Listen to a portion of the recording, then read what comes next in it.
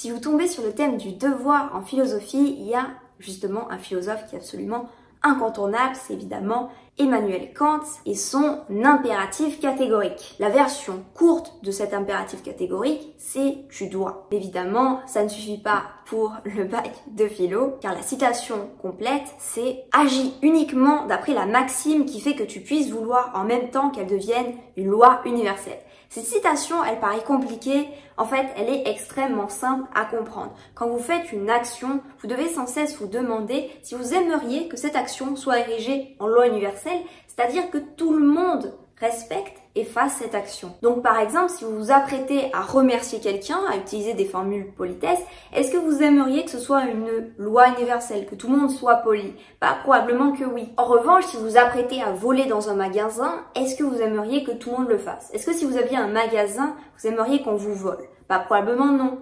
Pareil pour le rejet des déchets. Si vous vous apprêtez à jeter une canette par terre, est-ce que vous aimeriez que tout le monde le fasse? Est-ce que vous aimeriez que tout le monde jette ses déchets partout? Bah, probablement pas. Donc vous devez agir conformément à ce que vous voudrez que tout le monde fasse. Donc de pas avoir un comportement d'égoïste en gros. Il faut également savoir que Kant dit qu'on ne doit pas regarder ce qu'ont fait les autres. On doit agir comme si on était persuadé que tout le monde allait faire pareil que nous. Par exemple, vous pouvez, si vous triez vos déchets et que vous les jetez pas partout, vous pouvez être énervé en vous disant « Ah mais oui, mais je suis quasiment le ou la seule à le faire, tout le monde fait n'importe quoi. Donc pourquoi est-ce que moi, je devrais m'imposer une discipline alors que tout le monde la respecte pas ?» Vous savez, c'est le fameux quand un professeur dit « Arrêtez de discuter », on dit « Oui, mais tout le monde discute ». Eh bien, pour Kant, on ne doit pas regarder ce que font les autres. Si on estime qu'un comportement est le comportement à avoir, eh bien on doit l'avoir même si on est le seul et on doit surtout pas se dire « Ah bah personne le fait donc moi non plus ». Parce que si tout le monde se dit ça, bah du coup ça encourage pas les comportements civils. Donc pour Kant, à son échelle, on regarde pas ce que font les autres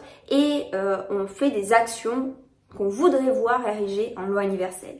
Et il y a une autre partie de son impératif catégorique qui est très importante. Agis de telle sorte que tu traites l'humanité aussi bien dans ta personne que dans la personne de tout autre. Toujours en même temps comme une fin et jamais simplement comme un moyen. C'est vraiment la fin de cette citation qui est importante et ça s'oppose complètement à l'idée de Machiavel qui dit « La fin justifie les moyens ».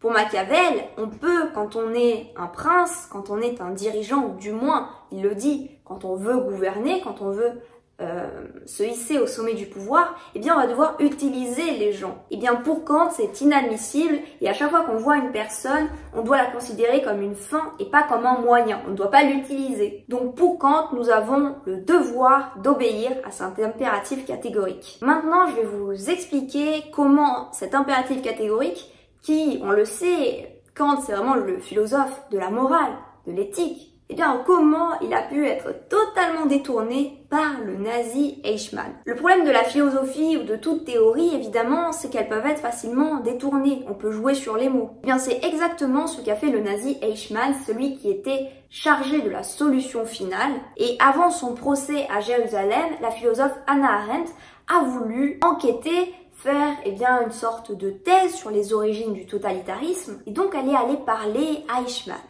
Et ça l'a surprise parce que Eichmann dit que s'il a obéi aux nazis, finalement s'il a mis en place la solution finale et toutes les horreurs, c'était parce qu'il avait obéi à l'impératif catégorique de Kant qui nous dit « tu dois ». Donc pour lui c'était un devoir, il était fonctionnaire, il était dans l'administration, donc il recevait des ordres et « tu dois », il devait faire son devoir de citoyen.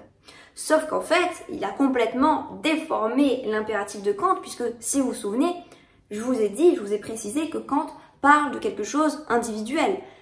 Il a déformé l'impératif catégorique de Kant comme pour lui faire dire « agis comme si la maxime des actes qui t'ont été demandés, qui t'ont été ordonnés, était érigée en loi universelle ». En gros, au lieu de se poser la question de la moralité, de s'il voulait que cela devienne une loi universelle, que les lois nazies deviennent des lois universelles, il a plutôt réfléchi en termes de soumission et a obéi tout simplement à une autorité. Kant ne dit absolument pas ça. Donc autant pour Kant, il y a un certain devoir d'obéissance dans le sens où on doit obéir à des lois qu'on s'est soi-même fixées. Et donc parfois, ça peut répondre aux lois. Par exemple, en tant qu'individu, vous voyez que dans la loi, on ne doit pas tuer. Et si vous vous interrogez, au plus profond de vous, vous ressentez que c'est mal de tuer. Donc dans la majorité des cas, notre volonté, nos valeurs sont en adéquation avec les lois et donc nous restons en fait dans ce qui est notre devoir. Mais parfois, quand les lois sont injustes, eh bien nous avons un devoir de désobéissance.